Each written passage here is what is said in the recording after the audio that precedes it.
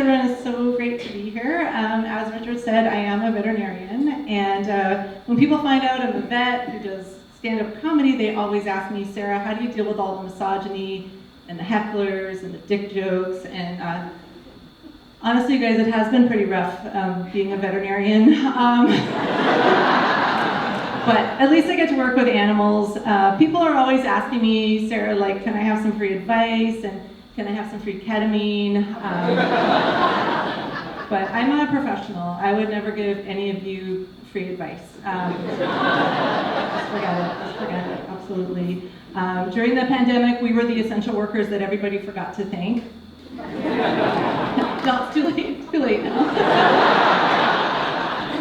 Do you guys have pets? Yes? Okay, a lot of people, wow. I don't know if you guys went through this during the pandemic, or if you remember, like, we were still working in the hospitals the whole time, but we would bring the pets into the hospital, but the clients had to wait outside in the parking lot. Did you guys go through that? Yeah. It was crazy, right? The whole time we were going through that, I just kept wondering, is there any way we can do this forever? I've never been happier. I've never been happier. Clients say weird stuff to us in the exam room. The best example I can think of to tell you guys is when I'm doing a rectal exam on a dog. I just want to say to people, like, I'm just doing a rectal exam on your dog. You can just be quiet. It's not improv. You don't have to say anything. These are real things people have said to me while I'm doing a rectal exam on their dog. There's the classic, aren't you going to buy him dinner first? Yeah, that's pretty standard. And then there's the creepy one. There's like, oh, he likes it. Just like his daddy. And kind of my new favorite one is, hey doc, don't forget to cup his balls. Like, doesn't even make sense. Most of my patients don't have balls anymore.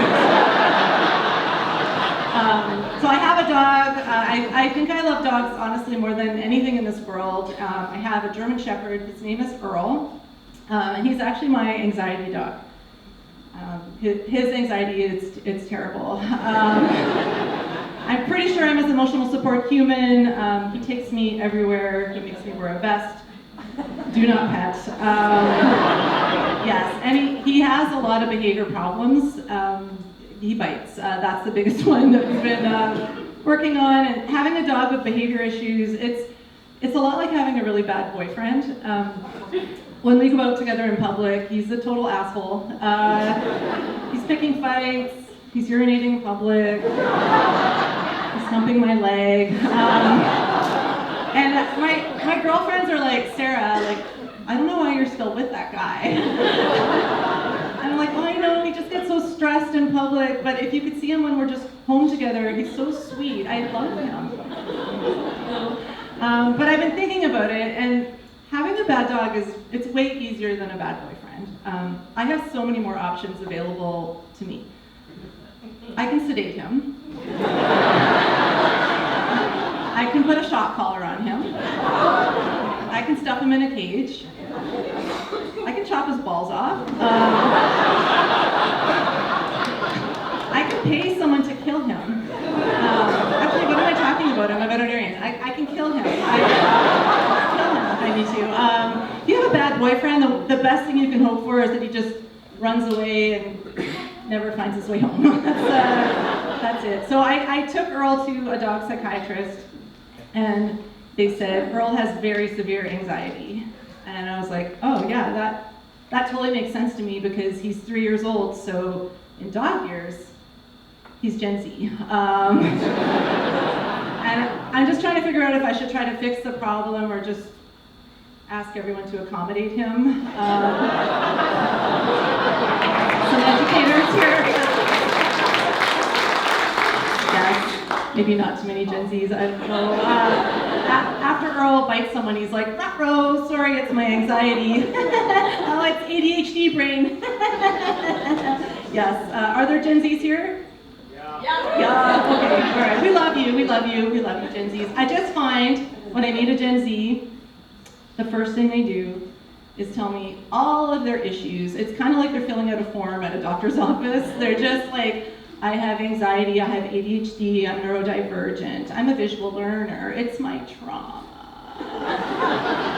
I'm like, yeah, bitch, I have all those things too, but I'm Gen X.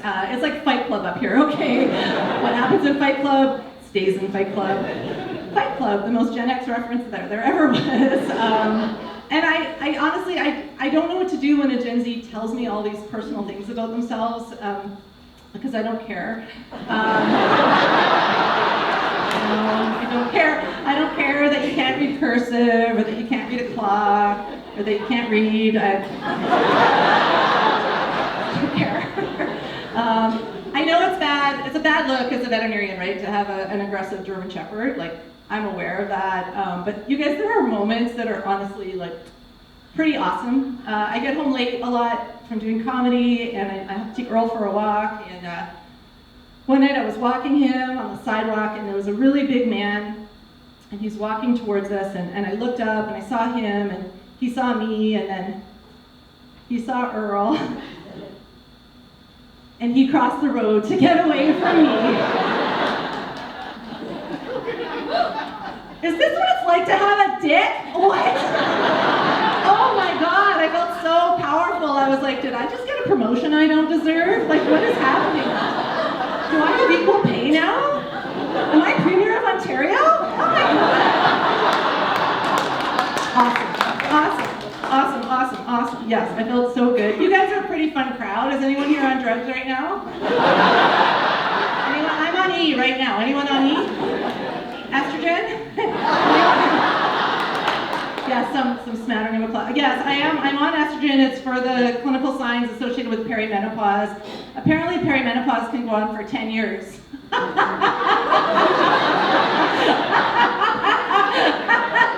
Isn't that funny? Yes, I have had some side effects kind of associated with being on estrogen, like joy.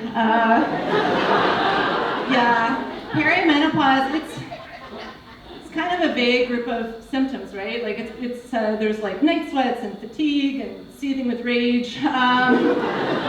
Yeah, it's poorly understood. It's very poorly understood as a syndrome because no one cares. No one cares. Do you have a symptom out there? You're just yelling stuff out. You guys are all. You're feeling me? Okay. I see you. Do you feel seen? Like, yes, we're seething with rage right now. Yes. Well, okay, for you guys are understanding it. Some of you guys may not understand perimenopause. I can just distill it down for you. It's very simple. Here's what's happening with perimenopause, okay? Everything that's supposed to be dry is wet.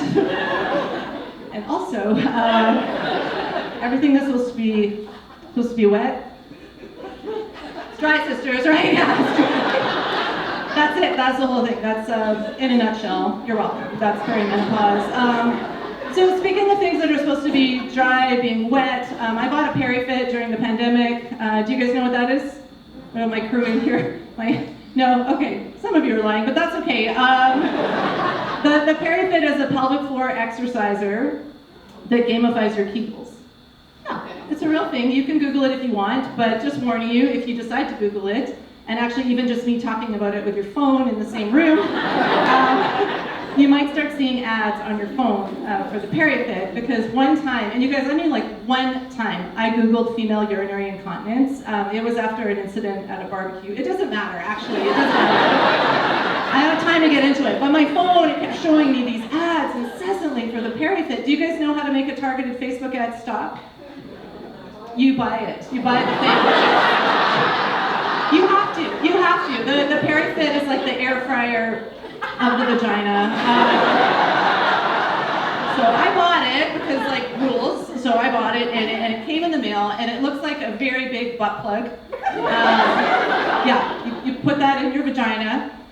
You pair it with an app on your phone, and then you can play video games by squeezing your pelvic floor. Yeah, stay with me, sir.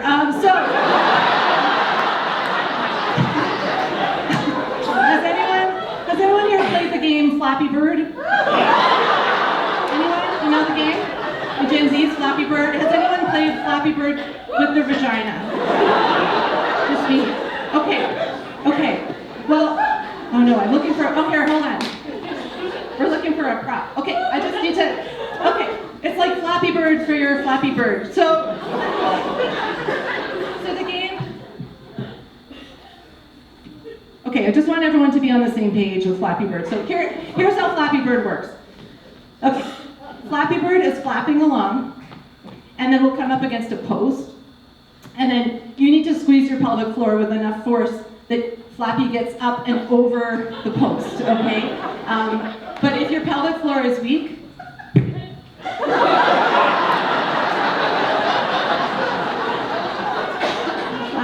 Flappy won't make it over the post, and also Flappy probably can't play on the trampoline with her niece anymore. No, and you guys, I want to brag, I was getting pretty good.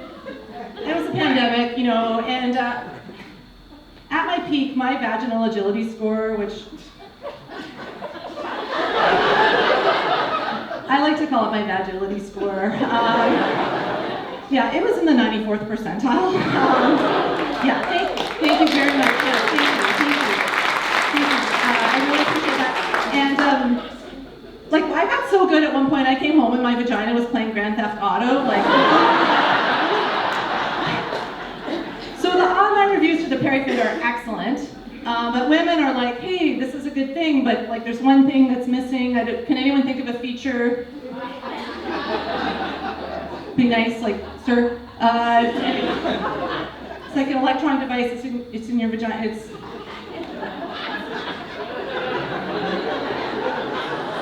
Canada's not very sex positive.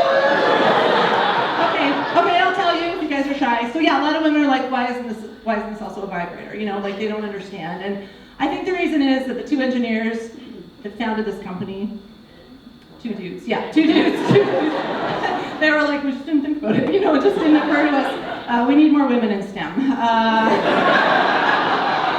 and also comedy. And I agree with these women, but I think this could be so much more than a Flappy Bird vibrator. You guys, this is an electronic device. You can control your phone with your vagina. Like, I am talking about hands-free texting and dialing. I'm talking about driving your car with your vagina, which is obviously a Volvo.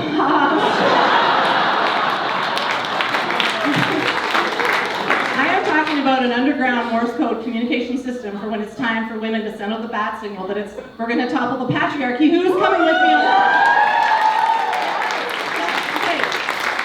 That's great. I just moved here in August. I love it here. I had to get a new doctor when I moved here, and I had to go for my interview with the doctor to see if they'd accept me as a patient, which was very stressful for me because I'm difficult. And I told the doctor there's only two things about me that are medically important. The first thing is I'm barren. That means I don't have children. Yeah. I think you guys could probably tell though that I don't have kids just by looking at me because I look happy. Yes, and I have found, besides doctors, there's this one demographic that's very invested on whether or not I have children, and that's cab drivers, male cab drivers specifically. They really want to know what's happening with my uterus and if I have sperm lined up. Just happened again, I was in a taxi and the taxi driver, he goes, are you married? And I was like, yes. And he goes, do you have children? And I said, no. And he goes, not yet. Not yet. Where's this guy taking me? Like, yeah, and I used to get so pissed off when like men would ask me, or anyone would ask me if I wanted to have kids, and I'm planning to have kids. But now, at my age, if someone says not yet, oh my God, I am so flattered. Anyone would look at me and think I could still have a libido. Oh my God. Oh my God. Yes. Yes, I'm so flattered. So the second thing about me that's medically important is I'm a thyroid cancer survivor. I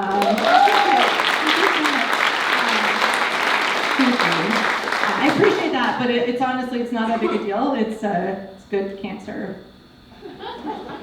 Yeah, everyone always tells me that. It's so good. It's so good. It's so good. But you know what I heard is pretty great is like not having fucking cancer, but Honestly, if you're thinking about getting a cancer, honestly, it's the best one. It's the best one. When I was going through my treatment, I had to have my whole thyroid gland removed, and men were always like, oh my God, is it gonna affect your libido? And women were like, oh my God, are you gonna gain weight? And I was like, oh my God, am I gonna die of cancer? These are excellent questions. I'm doing great now, but honestly, you guys, having thyroid cancer, it's not all good. No, there's been some drawbacks. I have to take thyroid medication every day, and it's really hard for me to remember to take my pill. I just wish thyroid medication was packaged like birth control.